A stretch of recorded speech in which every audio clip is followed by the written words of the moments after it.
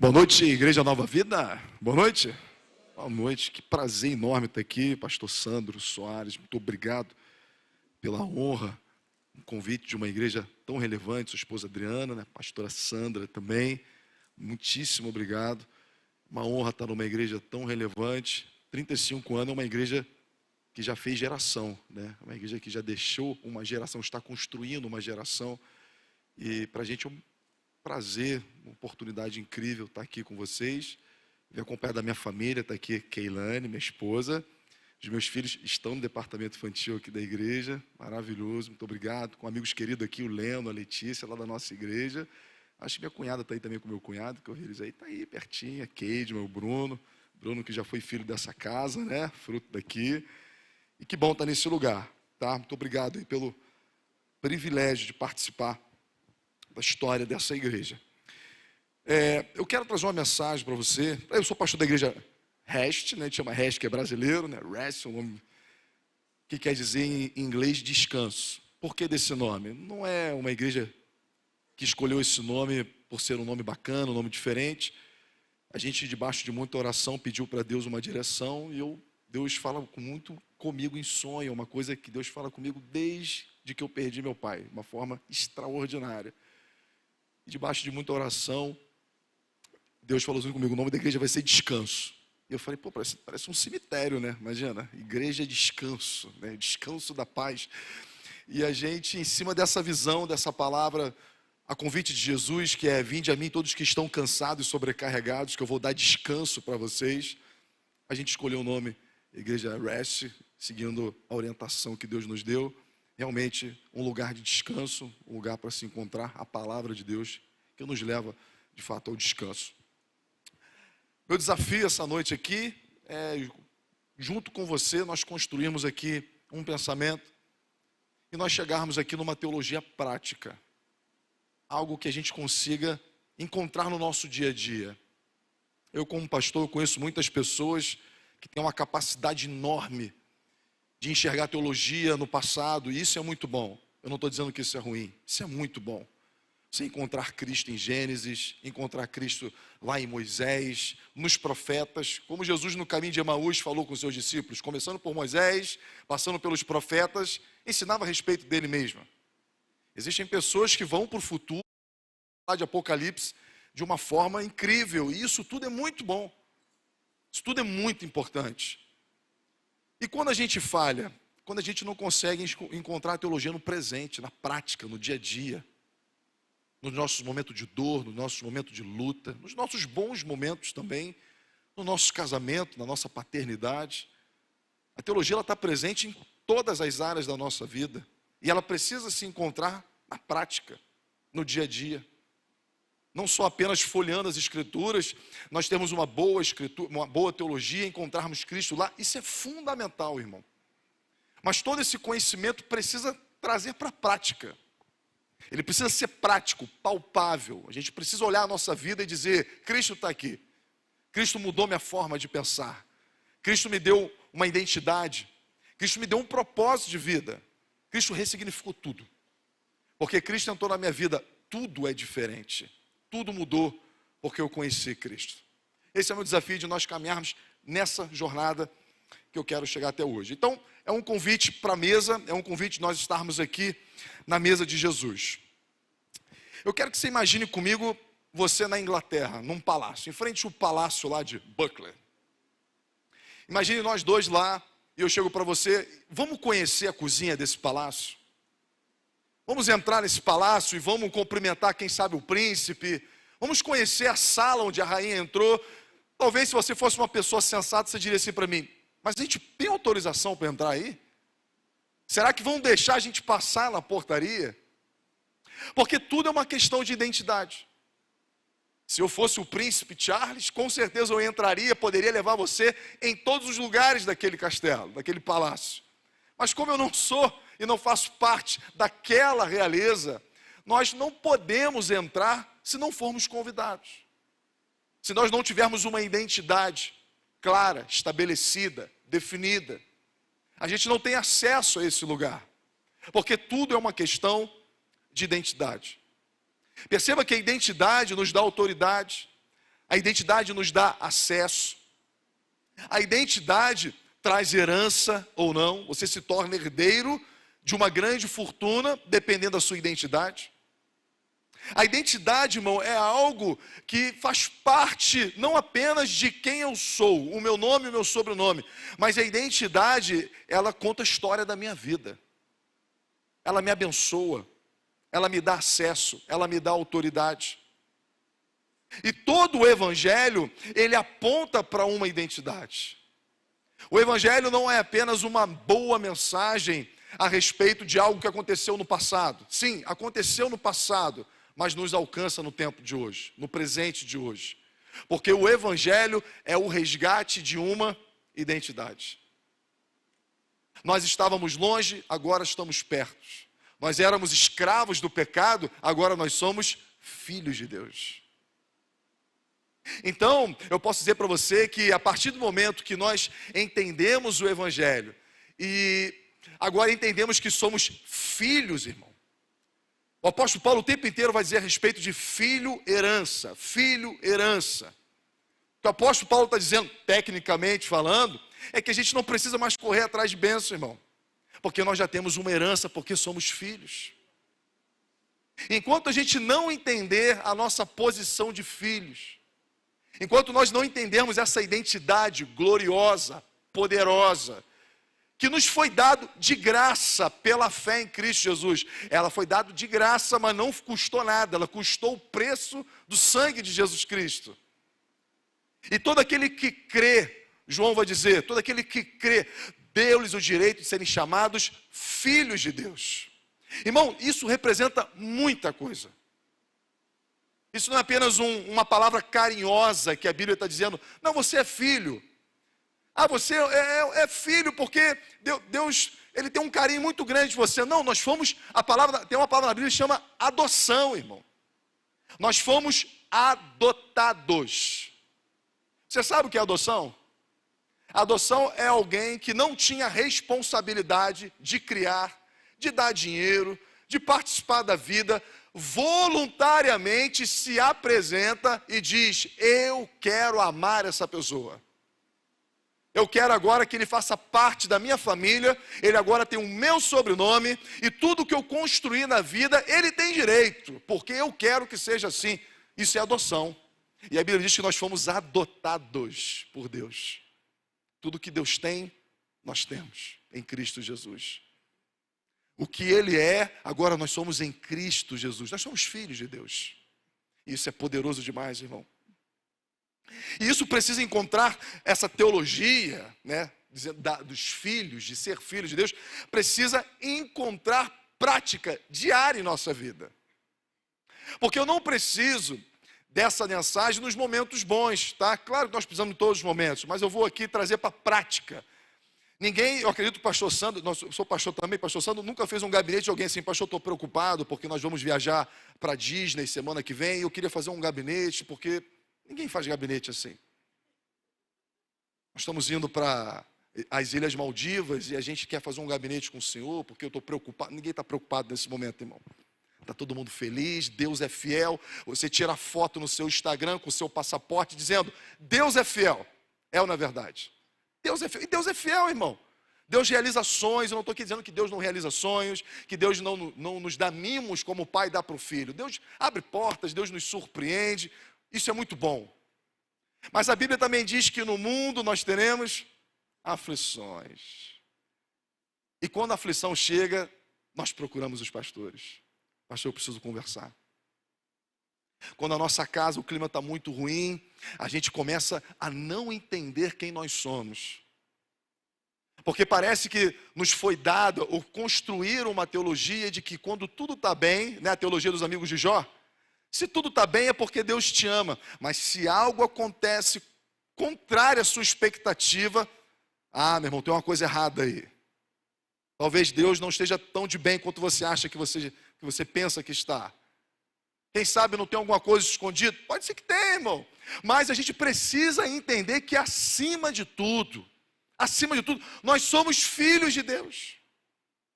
E o que eu quero dizer para você é que quando um dia mau chega, certo que todos nós vamos pregar o evangelho para nós mesmos. E que tipo de evangelho nós estamos pregando? Quando o dia mal chega, quando o inesperado, o improvável, aquilo que você nunca imaginou que poderia acontecer, chega sobre nossas vidas, quem é Deus nesse momento? Quem é você nesse momento? É desse lugar que nós precisamos partir, com a convicção de que mesmo que a gente seja infiel, Ele permanece fiel, Ele não pode mudar o que Ele disse a nosso respeito. E a gente tem absoluta certeza de que Ele é o nosso Pai. E o salmista tinha essa convicção, porque ele vai dizer: ainda que eu andasse pelo vale da sombra e da morte, eu não temeria mal algum, porque Deus está comigo. Ou seja, todos foram embora, os meus amigos foram embora, aqueles que davam tapa nas minhas costas foram embora, mas Deus continuou do nosso lado. E sabe por que Ele continuou do meu lado? Porque Ele é meu Pai. Sabe aquelas histórias trágicas que a gente não gosta nem de dizer? Mas esses exemplos traz à luz o que é a paternidade e a maternidade. Quando eu falo paternidade, a gente está falando de pai e mãe. Aquele garoto saudável, né, que as meninas queriam namorar, que fazia sucesso no colégio, teve um acidente de carro e agora ele está no leito, está paraplégico, está tetraplégico na cama. Quem é que fica do lado desse garoto? As meninas? Não. Os melhores amigos, eles foram embora. O pai está lá, cuidando, sustentando. Porque é pai. Porque ama, porque tem um compromisso. E o compromisso é um compromisso de amor. Então nós precisamos entender essa palavra filho que está na Bíblia. Essa palavra que diz que nós somos filhos pelo ministério da adoção. E a partir dessa identidade, a partir dessa verdade da nova aliança, nós andarmos, enxergarmos família, enxergarmos situações contrárias, nos depararmos com as crises, com as aflições, com as perdas, com as falências, que todos nós nos deparamos com a nossa jornada, sem perder a nossa fé e sem perder a nossa capacidade de continuar sendo grato a Deus em todos os momentos. Porque continuamos filhos e Ele continua sendo o nosso Pai. E se nós ainda estamos vivos, irmão, é porque Deus ainda tem muitas e muitas coisas a realizar em nossas vidas. E a gente começar a entender esses momentos de dor, de amasso, não como um castigo, não como um abandono de Deus, mas como um processo, porque quem persevera sai muito mais amadurecido, com a fé muito mais fortalecida, muito mais próximo de Deus. Eu lembro que eu perdi meu pai cedo, perdi meu pai com 17 anos, minha história é uma história difícil. Meu pai morreu atropelado no estacionamento da igreja, e o pastor, que era o tio do meu pai, que atropelou meu pai. A família toda ali, meu pai morreu na hora. E aquilo virou uma revolta no meu coração, a gente cresceu com aquela desconfiança de Deus. Como é que Deus permite alguém, um acidente na igreja? Como é que pode? Deus, explica esse negócio. E eu tinha essa coisa mal resolvida. Deus, onde é que você estava naquele momento? Onde é que você estava naquela hora? Será que você estava dormindo? A Bíblia diz que não dormita o guarda de Israel, mas eu acho que o senhor dormiu. Eu acho que o senhor piscou. Eu acho que talvez alguém lá no Japão orou e o senhor olhou para olhar para o japonês e esqueceu de mim, porque o que aconteceu aqui foi grave. Aonde você está, Deus? Aonde você estava? Onde você estava? Onde você estava? E um dia Deus falou para mim onde ele estava. Eu lembro que em casa, orando, Deus falou assim: você quer saber onde eu estava naquele dia que você perdeu o seu pai? Eu estava no mesmo lugar quando eu vi o meu próprio filho ser esmagado pelos seus pecados. Eu estava no mesmo lugar. Não se trata só da sua perda. Eu vi o meu próprio filho morrer por você e eu estava lá, olhando o sacrifício. Ou seja, Deus estava falando assim para mim: olha só, não deixa isso roubar a sua fé. Não deixa esse momento mal roubar a sua identidade. Você é meu filho. Você continua sendo meu filho. Persevera, permaneça, avance. Então tudo está na questão da identidade. Perceba que o próprio Filho de Deus, a Bíblia diz que ele foi batizado por João Batista, e ao sair das águas, uma voz do céu disse: esse é meu filho amado, e eu tenho prazer nele. É meu filho, é Deus falando. Deus não joga conversa fora, Deus não joga palavra fora. Deus está dizendo: esse aí é meu filho. Eu tenho compromisso com meu filho. Irmão, filho é o seguinte, tem que salvar uma pessoa dentro dessa igreja. Eu tenho um carinho enorme por vocês, mas eu vou salvar o meu filho. Desculpa. Eu vou salvar. É compromisso, é filho, irmão. E Deus está falando, esse aí é o meu filho. É o meu filho amado. A Bíblia diz que após ser batizado, o que aconteceu com Jesus? Você lembra? Ele foi imediatamente conduzido para o deserto. Para ser tentado aonde, irmão? O diabo quis colocar um cigarro na boca de Jesus? Não. O diabo quis colocar uma garrafa de bebida na frente de Jesus? Não. O diabo ofereceu mulheres para Jesus? Não. O diabo quis tentar Jesus aonde? Na sua identidade. E toda hora dizendo, ora, se tu és filho de Deus, se por acaso você acha que é filho de Deus, porque essa é a estratégia de Satanás até hoje, irmão. É roubar a nossa identidade. É nos fazer esquecer quem nós somos. Se você é filho de Deus, Jesus, me explica como é que você está 40 dias sem comer e Deus não está fazendo absolutamente nada. Como que o filho de Deus fica sem comer, passa fome? Dá o teu jeito, transforma pedras em pães. Você não precisa de Deus para ter provisão. Você não precisa de Deus para... Aliás, Deus esqueceu de você. Se tu é filho de Deus, se atira do pináculo do templo. O que aquilo quer dizer? Ora, ganhe reconhecimento das pessoas. O templo de Jerusalém era o coração de Jerusalém, onde as pessoas estão transitando. Jerusalém todo está em volta do templo. Se joga lá de cima, todo mundo vai ver o quanto você é incrível. Você não precisa daquela voz dizendo, deixa as pessoas dizerem quem você é. É a aprovação das pessoas. Tudo numa questão de identidade. Se você é filho de Deus, porque você não é aprovado pelos outros. Se você é filho de Deus, porque está faltando pão na sua mesa. Se você é filho de Deus, porque Deus não te deu todos os reinos dessa terra, porque eu te daria. Eu te daria tudo. Então se ajoelha, nega a sua identidade, porque esse Deus não está resolvendo o teu problema, eu vou resolver o teu problema, eu vou te dar o que você quiser. E quantos de nós temos nos ajoelhado diante de propostas como essas? Já que Deus não está fazendo, já que Deus está demorando, já que não tem pão na minha mesa, eu vou ouvir essa voz aqui para dar um jeito. E toda vez que a gente dá um jeito, irmão, a gente perde a nossa identidade. A gente se antecipa ao movimento de Deus. A gente não entende mais aquela situação que nós estamos passando como um processo de Deus em nossas vidas. A gente acha simplesmente que Deus nos abandonou. E a gente agora tem que tomar as nossas decisões. E aí a Bíblia se cumpre o que a Bíblia diz. Um abismo chama outro abismo. Um abismo chama outro abismo. Por quê? Porque perdemos a nossa identidade. Perdemos a nossa identidade. Então existe uma doença espiritual que está roubando, irmão, a alegria da igreja, está roubando a alegria das famílias, está tirando a certeza, a fé, que é justamente isso que rouba a nossa identidade, que faz nos esquecer quem nós somos. O que é uma igreja? Irmãos, eu moro ali em Caraí, e hoje as farmácias estão virando, irmão, um shopping center. E um dia eu fui comprar um remédio, um dipironazinho de morango para as crianças, eu esqueci o nome daquele, Alívio. Eu entrei pela farmácia, irmão, tinha lá chocolate belga. Passei pela área de perfume, passei pela área de eletrônico, passei pela área dos cremes, de não sei o que lá, de comida, de sorvete, de Häagen-Dazs, de tudo quanto é. E chego no balcão e falo, eu preciso de um dipirona. Não tem. Eu falo, tá de brincadeira, você tem sorvete belga na geladeira, você não tem dipirona? É uma coisa errada com esse lugar aqui. Isso aqui não é uma farmácia. Não é possível que isso aqui seja uma farmácia.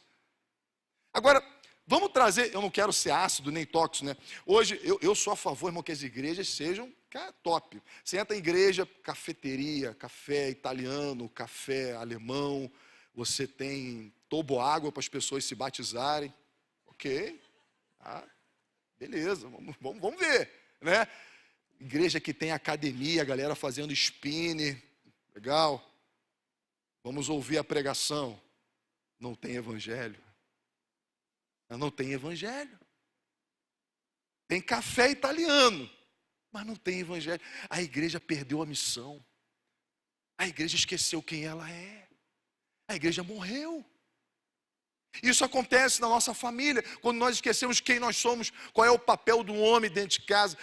Qual é hoje, meu irmão, o que é a ideologia? É a ressignificância da identidade.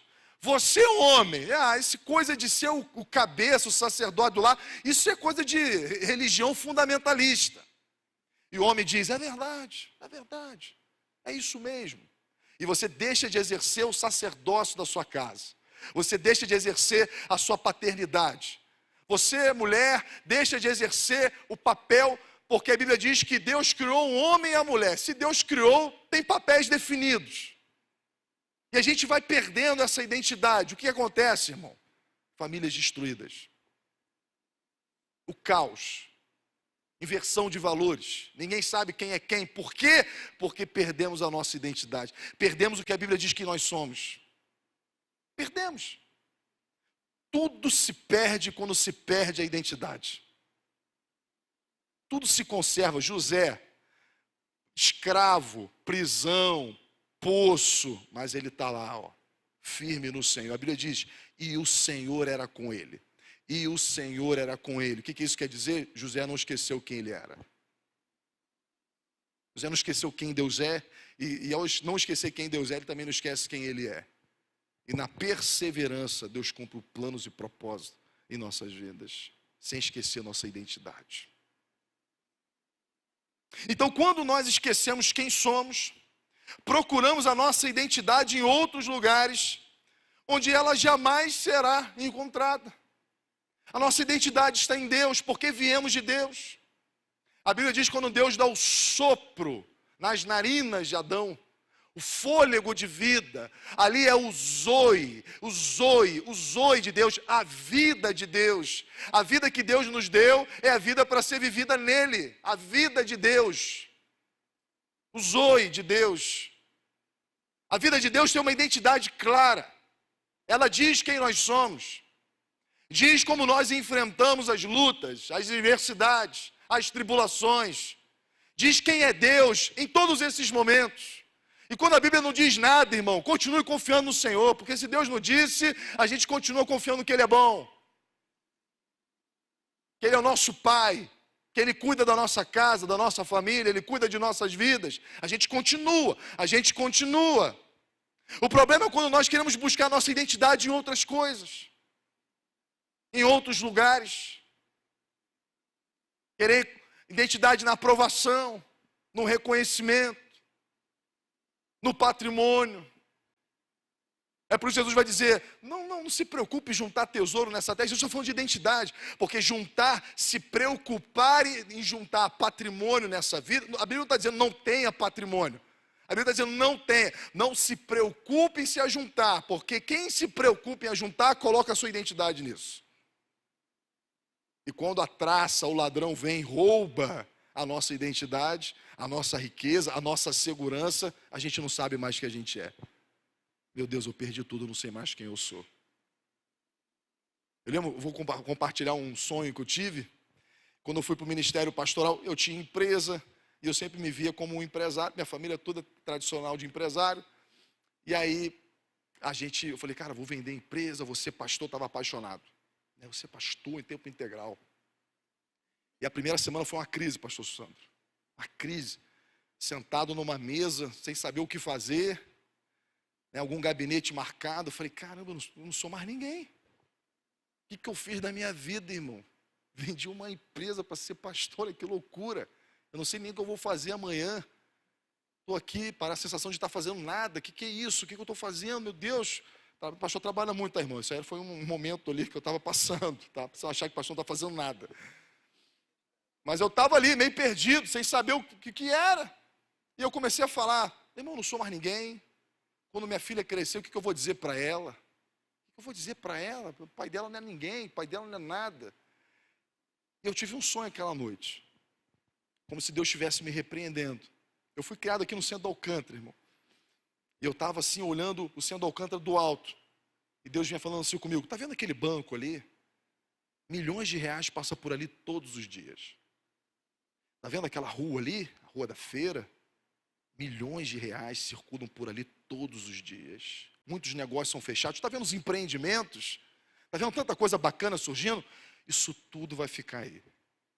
Mas para você, eu confiei a palavra de vida eterna. Nunca mais diga que você não é ninguém. E eu acordei com aquele sonho.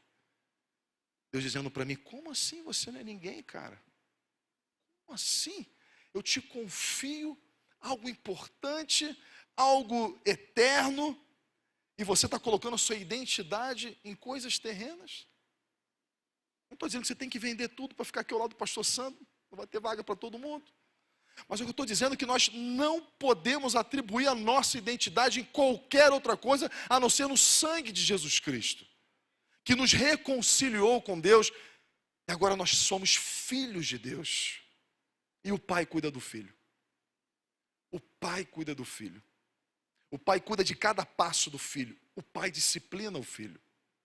O Pai sabe o tempo certo de que o filho pode ou não pode. O filho tem... Nós temos um carro na garagem, meu filho tem 7 anos, ele não bota a mão no volante, até fazer 18 anos e tirar a carta, a licença de motorista. Até então ele não bota a mão no volante, mas o carro está lá. Ele pode, é dele, mas existe um tempo para isso. E a gente precisa nos relacionarmos com Deus com essa consciência, de que existe algo que se chama kairos, que quer dizer tempo de Deus. A agenda de Deus não é a nossa agenda. Eu quero dizer para você que Deus não tem compromisso com a sua agenda, nem com a minha agenda. Deus não tem compromisso com a minha expectativa, nem com a nossa expectativa. Aliás, o chamado de Jesus é: aquele que quiser vir após mim, deve negar a si mesmo. Deve abrir mão dos seus próprios planos. Por quê? Porque o dele é melhor do que o nosso. Os caminhos deles são mais altos do que os nossos. Então o que a gente faz? A gente abre mão do nosso. Não porque a vida agora vai ser de mal a pior, muito pelo contrário. Agora a nossa vida está nas mãos de Deus, que é o nosso Pai, que cuida de cada detalhe, de cada passo, que cuida da nossa casa, da nossa família, que existe um kairos, um tempo determinado para todas as coisas. Então, a identidade que você atribuiu a si mesmo, irá definir como você lida com tudo na sua vida.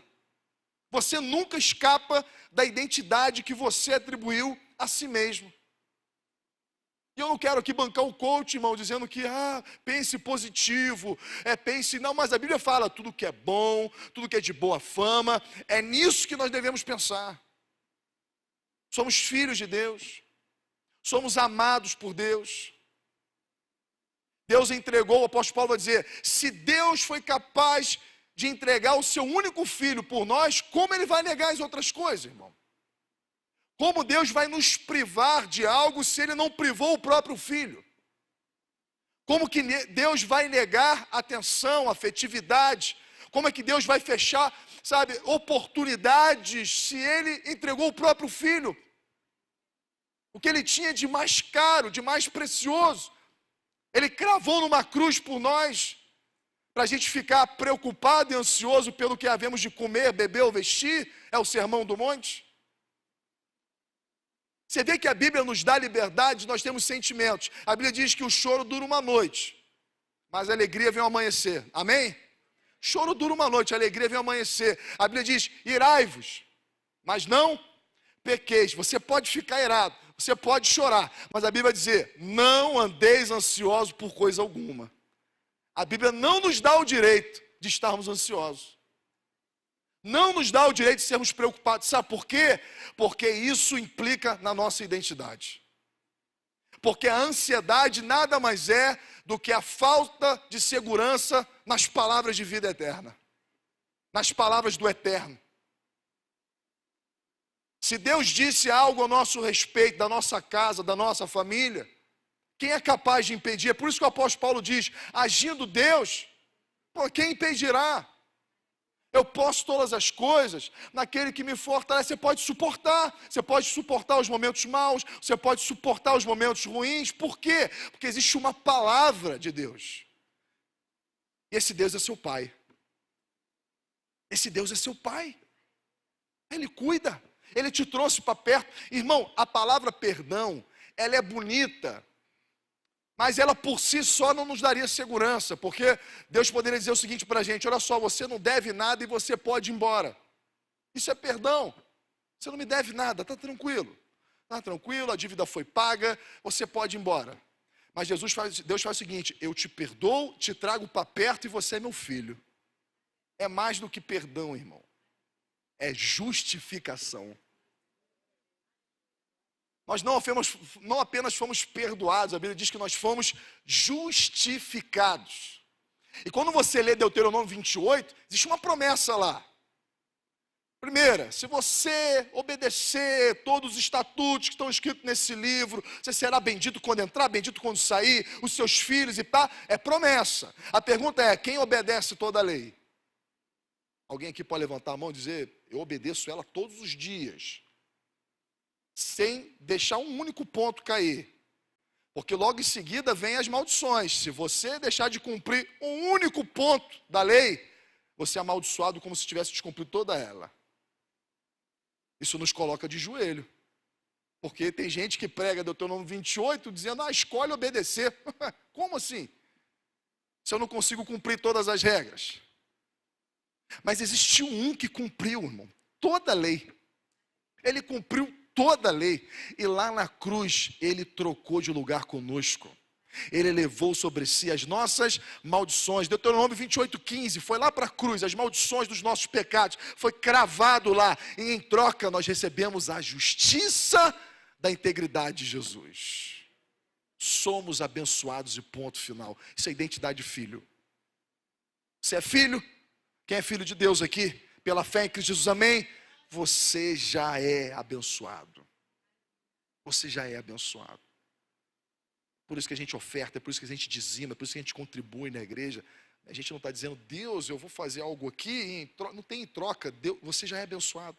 É por isso que você faz, é por isso que a gente oferta, é por isso que a gente abençoa, é por isso que a gente transborda. Porque nós não estamos preocupados, irmão, porque o nosso Pai, Ele é dono de tudo.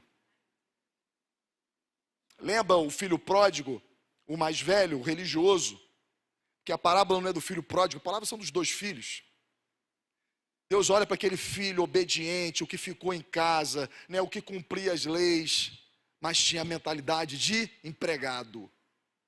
Pai, eu te obedeço aqui, eu acordo cedo, eu dou duro, eu trabalho, eu me esforço, eu obedeço todos os seus mandamentos, você nunca me deu um cabrito. E o pai fala assim: o quê? Você está achando que você é empregado aqui dentro? É assim que você obedece, como empregado? Porque o empregado chega na hora para poder receber o salário. O empregado se esforça para poder receber o que foi combinado. Mas filho não. Tudo que é do pai pertence ao filho. Tudo que é do pai pertence ao filho. E a parábola, o pai vai dizer: meu filho, como assim um cabrito? Tudo que é meu te pertence, meu filho. O problema é que você pensa como um escravo. Você perdeu a sua identidade. E tem muito crente se relacionando com Deus assim, como um empregado. Deus, eu vou dar o meu melhor, e em troca, Deus, essa semana eu vou fazer um propósito. Essa semana só não é uma vida de propósito? Deus, eu vou parar com aquilo, mas você só vai parar em troca disso? Meu filho, você não sabe quem você é. Você está barganhando com seu pai. A gente não negocia com o pai, irmão. Do pai a gente recebe. O pai abençoa, o pai tem prazer em abençoar os filhos. Então quem você pensa que você é? Onde você busca a sua identidade? Ou quem lhe dá as informações que definem quem você é e como isso afeta a maneira como você vive? Você sai de casa pelas manhãs como um filho de Deus? Você volta para sua casa, para sua família como um filho de Deus? Será que a nossa consciência de que a minha esposa é uma filha de Deus, e é por isso que eu não posso xingar, eu não posso maltratá-la, porque é uma filha. Irmão, se alguém, quantos são pais aqui? Bem, o que você faria se você pegasse alguém xingando o seu filho, humilhando o seu filho? O que você faria com essa pessoa? Meu filho está aqui embaixo, alguém chegando para ele, você não é nada, você é um Zé Ninguém, você é isso. Você chega, meu irmão, chega de sola, não é verdade? A santa sola de Deus. É meu filho, cara. Aí a gente vai para a nossa casa, e assim, você, esquecemos que aquele você tem um pai. Tem um pai.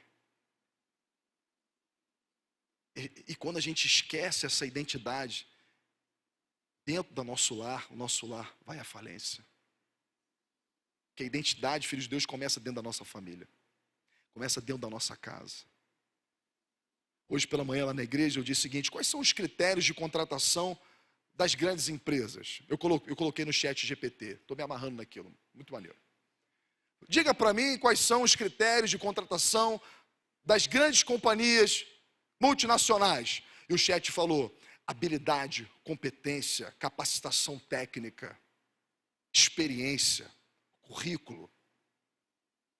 Para se contratar, as empresas querem olhar o seu histórico e a sua capacidade de dar lucro, técnica competente. Aí você vai para a Bíblia. Jesus disse: a seara é grande, poucos são os trabalhadores. Jesus está contratando. Amém? Jesus está contratando. E lá você vai encontrar o obreiro que não sabe administrar bem a sua casa, não está apto para as coisas do Senhor. Deus olha a família em primeiro lugar. Deus não quer saber se você fez teologia, Deus não quer saber se você lê do hebraico, do grego, se você tem um entendimento exegético. Não, Ele vai saber o seguinte: você quer trabalhar no reino? Boa coisa você pediu. Como é que está a sua casa? Como é que está lá a família? Como é que está a relação sua com a sua esposa com o marido, sua com os teus filhos? E pastor, Deus, eu estou numa crise lá em casa, mas eu estou pronto para pregar. Eu estou pronto para ganhar a África para Jesus, Senhor. Aí Deus vai falar: volta para a sua casa e acerta as coisas lá. Ganha a sua família primeiro. Mostrou uma identidade lá dentro, de filho de Deus. E a partir daí, a gente pensa em ganhar o mundo. Tudo começa dentro de casa. Tudo começa dentro da nossa família. Saber quem nós somos, quem está ao nosso lado. Quem é o Senhor dentro da nossa casa. Porque são exatamente nos pequenos momentos, irmão, que nós construímos a nossa teologia. A teologia ela não é construída nos grandes momentos, elas são construídas nos pequenos momentos. Naquele momento que você está dentro do ônibus e os pensamentos estão lá. Quem é você naquele lugar? Quem é você? Quem é Deus para você naquele momento? Nos momentos bons e nos momentos ruins. Para contextualizar isso, rapidamente, eu falei, é beça, né? Vamos lá. Tem mais quanto tempo aí, pastor? Mais 20 minutos. Eu quero trazer a reflexão Salmo 27, tá? Rapidinho. Salmo 27, eu vou pular aqui, é o Salmos, irmão, escrito por Davi. E nesses Salmos, os estudiosos vão dizer que Davi escreveu ou quando estava fugindo de Saul, ou quando estava fugindo de Absalão. Davi escreveu os Salmos num desses dois episódios, não se sabe qual. Mas Davi está em fuga, Davi está sendo perseguido. Seja injustiçado pela inveja de Saul, ou seja, pela vingança do seu filho Absalão. E ele vai escrever esses Salmos do 27 ao 5, vou ler do 1 ao 5. Ele vai dizer: o Senhor é a minha luz, é a minha salvação, de quem eu terei temor? O Senhor é o meu forte refúgio, de quem terei medo? Quando homens maus avançarem contra mim para destruir-me, eles, meus inimigos e meus adversários, é que tropeçarão e cairão. Ainda que um exército se acampe contra mim, meu coração não temerá. Ainda que se declare guerra contra mim, mesmo assim estarei confiante. Uma coisa eu pedi ao Senhor, e é o que procuro, que eu possa viver na casa do Senhor todos os dias da minha vida, para contemplar a bondade do Senhor e buscar sua orientação no seu templo. Pois no dia da adversidade Ele me guardará, protegido em sua habitação. No seu tabernáculo me esconderá e me porá em segurança sobre um rochedo. Bem, como é que começa o Salmos 27? Começa com teologia, irmão. Começa dizendo: o Senhor é a minha luz, o Senhor é a minha salvação. O salmista não começa falando de problema, não começa falando dos seus inimigos. O salmista vai falar dos seus problemas, mas ele parte falando quem é Deus. Eu tenho um problema, eu tenho adversários, eu tenho um exército vindo contra mim, mas eu começo dizendo que o Senhor é a minha luz e Ele é a minha salvação. Isso é certeza, irmão. Isso não é uma possibilidade. Isso não é um talvez. Talvez o Senhor me livre. Não, Davi tem uma identidade clara e assumida. Eu tenho um problema grave, mas o Senhor é a minha luz e o Senhor é a minha salvação. De quem eu terei medo? Não, eu não posso ter medo, porque eu sou filho. Eu tenho Deus ao meu lado. Ele é minha luz, Ele vai trazer solução para esse problema, Ele vai trazer clareza, e Ele vai me salvar, Ele vai providenciar o escape. O Senhor é a minha luz, e o Senhor é a minha salvação. Agora, veja que o salmista não diz, o Senhor é luz, o Senhor é salvação, porque muitas pessoas conseguem dizer os atributos de Deus. Deus é santo, Deus é bom, Deus é o Deus do impossível. Deus criou todas as coisas. Os adesivos do carro diz, Deus é poder. Muitas coisas nós sabemos a respeito de Deus. E eu quero dizer para você que o que você sabe sobre Deus, talvez não tenha significância nenhuma na sua vida, desde que haja um relacionamento com Ele, porque o salmista vai dizer, o Senhor, Ele é a minha luz, Ele é a minha salvação. Eu sei quem Ele é. Eu não sei só a respeito de Deus, eu sei quem eu sou nele. Eu sei quem Ele é para mim, Ele é a minha luz, Ele é a minha salvação. Não se trata o que Davi sabe sobre Deus, mas o que Ele é em Deus. É assim que nós vencemos, irmão. Não sabendo quem Deus é, mas quem Ele é para mim. E quem eu sou nele. Ele é a minha luz, Ele é a minha salvação. Então só falar dos atributos de Deus é uma teologia perigosa. Lembra, pouco se sabe o que vai acontecer no juízo final.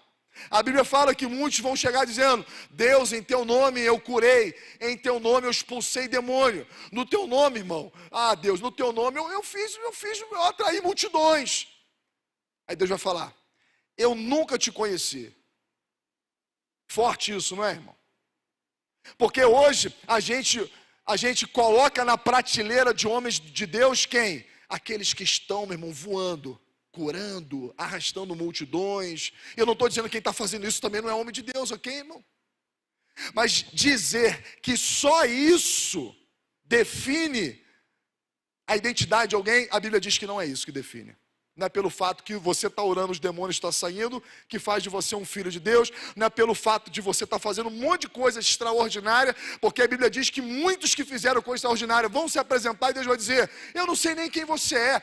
E a palavra conhecer na Bíblia, quando a Bíblia diz, e Adão conheceu Eva, aquilo não foi um encontro, irmão, no aplicativo de namoro. Aquilo quer dizer uma relação de intimidade. A palavra conhecer no hebraico quer dizer intimidade. Então, quando Deus fala, eu nunca te conheci, o que ele está dizendo? Eu nunca tive intimidade com você.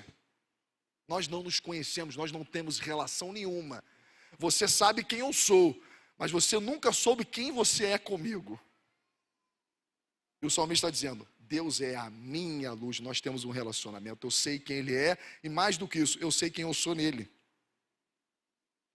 Então não adianta dizer a respeito de Deus, a pergunta é, o que nós somos em Deus e o que é Deus para mim?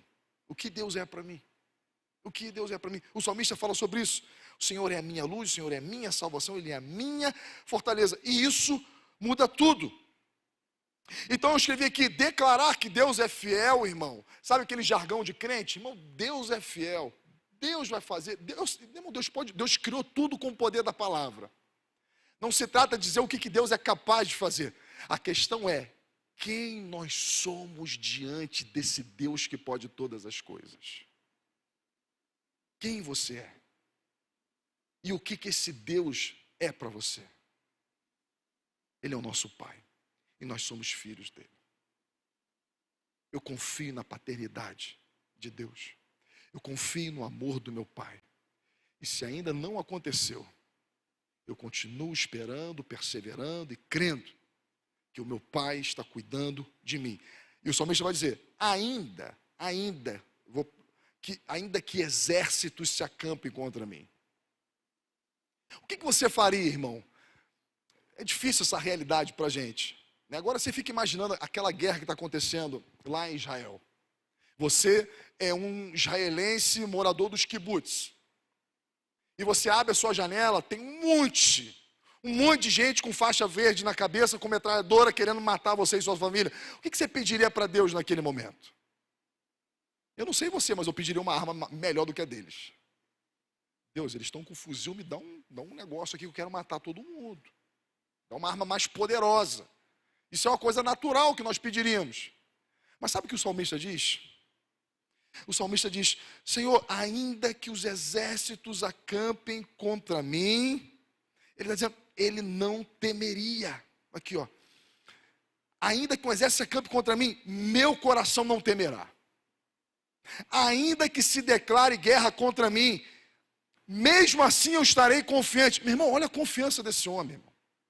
Um exército acampado querendo arrancar a cabeça dele. Ele está dizendo, não, eu não tenho medo disso. Não, isso não me apavora. Eu estou confiante. Eu sei em quem eu tenho crido. E ele vai dizer no versículo 4, uma coisa eu peço ao Senhor. Eu tenho um desejo, eu posso fazer um pedido, Senhor? Posso. Não é a arma mais poderosa que Davi vai pedir. Davi não vai pedir a morte dos seus inimigos. Davi não vai pedir o massacre dos seus inimigos. Sabe o que Davi vai pedir? Deus, eu tenho uma coisa para te pedir. E é o que eu procuro. Que eu possa viver na casa do Senhor todos os dias da minha vida, para contemplar a bondade do Senhor e buscar sua orientação no templo. Que pedido é esse? Os inimigos estão acampados, não faz sentido. Os inimigos estão acampados contra ele. Os seus inimigos querem a vida dele e ele tem um pedido para o Senhor. Qual é o pedido que ele faz? Eu quero viver na sua casa. Deus, eu não quero deixar de ser teu filho. Eles podem arrancar. Sabe o que Davi está dizendo? Eles podem arrancar a minha vida. Eles podem tirar a coroa da minha cabeça. A única coisa que eles não podem me tirar é o meu desejo de estar na sua casa, Senhor. E contemplar a sua bondade. E contemplar a sua paternidade. E contemplar a segurança de ser um filho de Deus. Eles podem arrancar minha coroa, eles podem arrancar a minha vida, mas eles não podem arrancar o desejo de estar na tua presença todos os dias. Não, eles não podem fazer isso. E aqui eu aprendo com Davi algo extraordinário. A confiança, uma confiança em Deus tamanho, um conhecimento, uma aliança com Deus tão grande, dizendo, Deus, eles podem me matar, parece o fim da minha linha, o exército se acampou contra mim, mas eu continuo desejando ver a tua face, eu continuo desejando estar na tua presença, Senhor, eu continuo desejando estar na sua casa. Isso não vai roubar a minha identidade, isso não vai roubar o meu desejo de te buscar. E quantos de nós não somos assim? Deus não fez. Eu vou orar para quê? Se eu oro e Deus não faz. Eu pedi tanto, mas eu pedi tanto. Acabou que Deus não fez. Vale a pena pedir? Será que vale a pena pedir? Eu pedi, não aconteceu. Os inimigos estão aí na porta da minha casa. E Deus não fez nada. Será que vale a pena servir ao Senhor? Davi não tem essa teologia. Davi está dizendo, ainda que um exército se acampe contra mim, o meu desejo continua em estar na casa do Senhor todos os dias, para contemplar a sua bondade. Deus é bom. Os inimigos estão na nossa porta, mas Deus continua bom. As ameaças de mortes estão aí, mas Deus continua bom. E assim o salmista nos ensina a pensar certo teologia. Não é Deus suprindo as nossas necessidades o tempo todo. Não é Deus blindando a gente contra os nossos inimigos, os nossos adversários. Não, eles estão lá, estão acampados. As espadas são reais. As ameaças são concretas. Mas ainda assim, eles podem levar tudo de mim, menos o meu desejo de estar na casa do Senhor todos os dias. E contemplar a bondade, o amor, o desejo de continuar servindo e buscando ao Senhor todos os dias. Todos os dias. Existe, irmão, um desejo mais poderoso do que esse? Existe algo mais sublime do que esse? Deus, o que eu quero é estar na sua presença. Dependente dos ataques, dos inimigos, das perdas, uma coisa, Senhor, eu não negocio, é estar na sua presença. Quer o dia esteja bom, quer o dia esteja mal. Quer as coisas colaborando a favor, quer as coisas colaborando contra. Não importa, Senhor, deixa vir. Porque o meu desejo de estar na tua presença, isso nada vai roubar. Não tem exército que vai roubar a minha vontade de continuar te servindo, te adorando, prostrado na tua presença. Isso não vai roubar a minha fé. E assim nós aprendemos a caminhar com o Senhor. Não vendo um Davi sendo paparicado por Deus e todos que se aproximavam dele morriam fulminados. Não. Os inimigos vinham, Davi fugia, era perseguido, se escondia em caverna, e corre para lá, e vai para lá, e filho trai, é vingança. E Davi está dizendo, Deus é bom, eu continuo sempre com o desejo de estar na presença do Senhor todos os dias, com inimigo sem inimigo, com coroa sem coroa, no trono, fora do trono. O meu desejo é estar na casa do Senhor todos os dias. Todos os dias.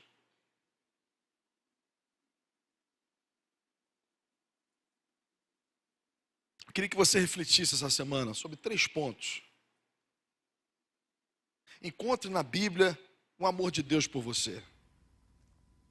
Sabe, a gente por um tempo, não estou aqui para falar mal disso, ok, irmão? É só uma reflexão. Existe algo que participou da minha infância, que se chamava caixinha de promessa.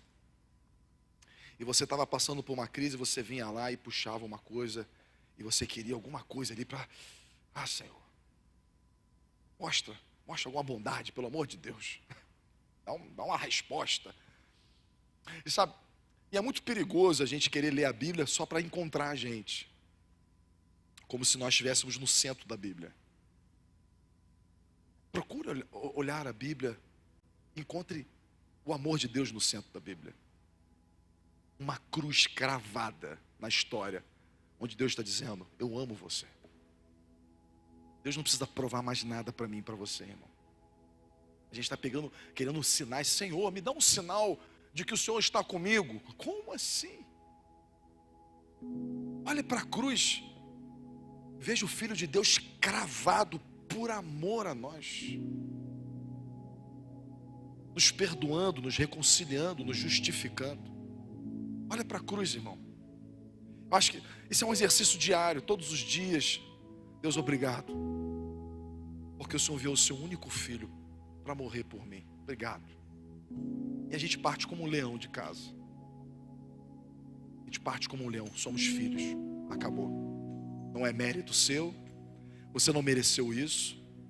A Bíblia diz que Deus nos amou quando nós estávamos em condição de pecado. Deus chamou na sua pior versão, irmão.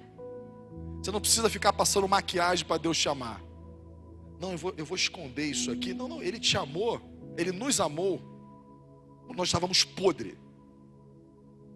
Sabe, os leprosos andando lá nas ruas de Jerusalém, a Bíblia diz que Deus olhava e Deus se compadecia, Deus amou. O leproso não estava escondendo nada, era aquilo, eu sou um leproso. E Deus, vem cá, eu vou tocar em você. Deus nos amou quando nós estávamos com a lepra do pecado. Nós não precisamos esconder nada de Deus, irmão.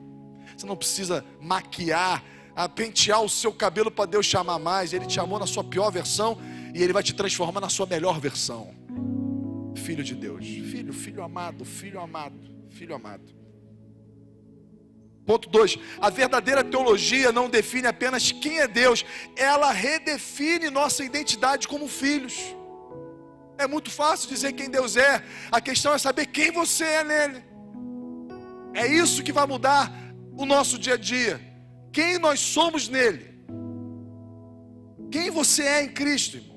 Quem você é, quem você é. Eu sei que Deus é poder, eu sei que Ele é luz, eu sei que Ele é Criador, eu sei disso. A questão é saber se Ele é o meu Criador, se Ele é a minha luz, se Ele é a minha salvação. Ponto 3, descanse, porque a graça conectou você ao Rei da Glória. É adoção, irmão. Alguém voluntariamente chegando dizendo: ei, você não tem nada, te abandonaram, você está aí, não tem onde dormir, mas agora você é meu, você é minha responsabilidade, agora você é meu filho, agora você tem uma casa, agora você tem um pai, agora você tem uma herança.